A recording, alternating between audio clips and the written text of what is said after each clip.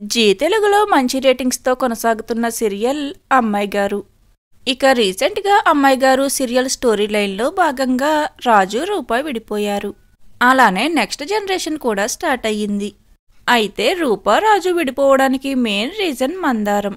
కానీ మందారం చనిపోవడంతో రాజు రూప తిరిగి ఎప్పుడు ఏ విధంగా కలుస్తారా అని ఈ సీరియల్ ఆడియన్స్ అంతా కూడా చాలా ఈగర్గా వెయిట్ చేశారు.